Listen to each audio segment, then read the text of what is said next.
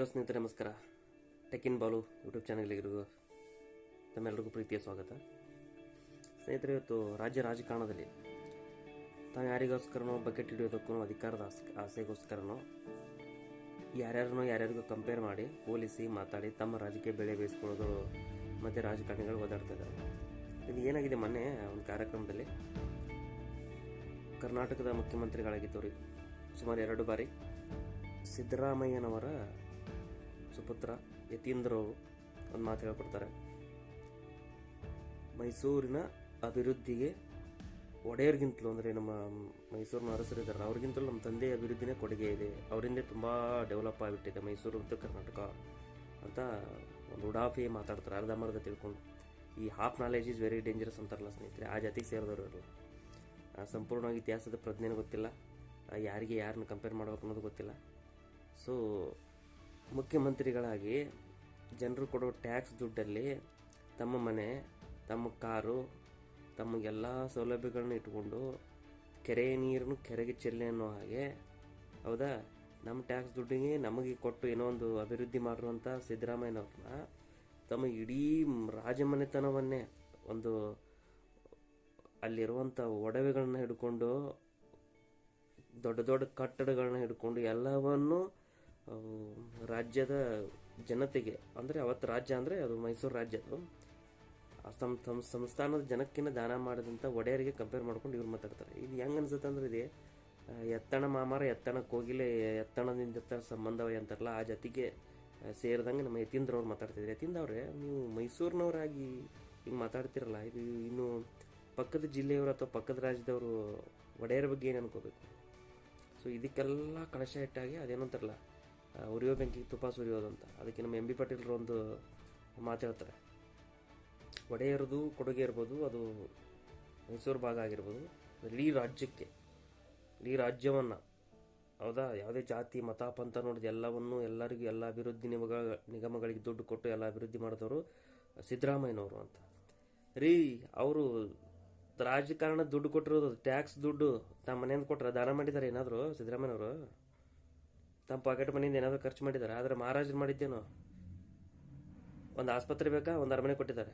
ಇನ್ನು ಯಾವುದೋ administrative office ಬೇಕಾ, ಒಂದು ಅರಮನೆ ಕೊಟ್ಟಿದ್ದಾರೆ. ಭಾರತ ಸರ್ಕಾರದಿಂದ ಏನು ಕಾಯ್ದೆ ಬರುತ್ತಲ್ಲ, ಏನಾದರೂ ಒಂದು ಆಫೀಸ್ ಬೇಕು, ಒಂದು ಮಿಲಿಟರಿ ಆಫೀಸ್ ಬೇಕಾ, ಅದಕ್ಕೊಂದು ಅರಮನೆ ಕೊಟ್ಟಿದ್ದಾರೆ. ತಮ್ಮ ಅರಮನೆಗಳನ್ನೇ ಇವತ್ತು ಬೆಂಗಳೂರು ಮೈಸೂರುಗಳನ್ನ ನೋಡಿಬಿಟ್ರೆ ಮಹಾರಾಜರು ಕಟ್ಟಿರೋ ಅರಮನೆಗಳು ಇವತ್ತು ಆಫೀಸ್ಗಳಾಗಿದೆ. ಎಲ್ಲಿದ್ರಿ ಸಿದ್ದರಾಮಯ್ಯನವರು? ಏನು ಈ ಲೆವೆಲ್ಗೆ ಮಾಡಿದಾರ ಡೆವಲಪ್?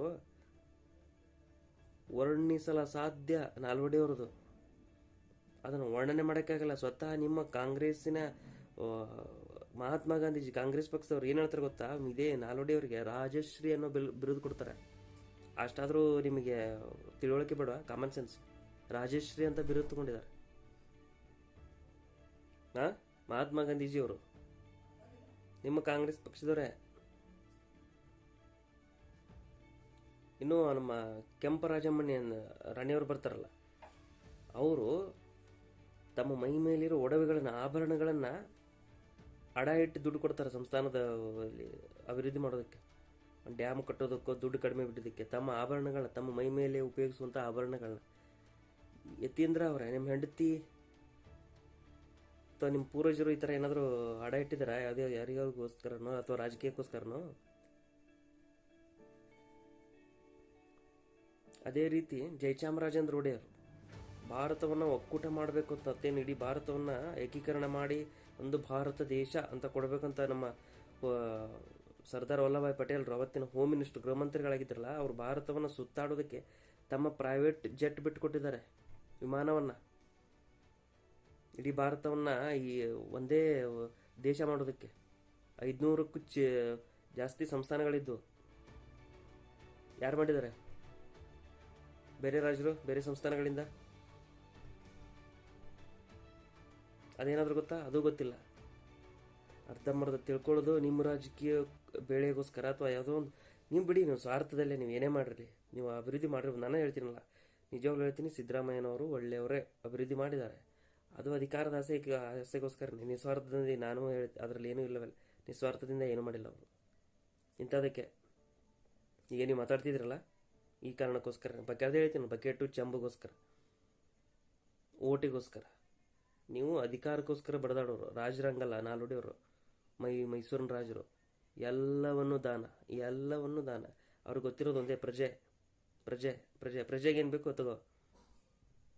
ಸೊ ಅದಕ್ಕೆ ನೀವು ಮೈಸೂರಿನವರಾಗಿ ಸರಿಯಾಗಿ ನಿಮ್ಮ ಇತಿಹಾಸ ನೀವೇ ತಿಳ್ಕೊಂಡು ಮಾತಾಡಬೇಕು. ಇಲ್ಲಾಂದ್ರೆ ನಗೆ ಪಾಟೀಲಿಗೆ ಈಡಾಗ್ತೀರಾ. ಯತೀಂದ್ರ ಅವರೇ, MB ಪಾಟೀಲ್ರೇ, ನಿಮ್ದಂತೂ ಬಿಡಿ ದೊಡ್ಡ ಕತೆ ಇದೆ. ನಮಸ್ಕಾರ.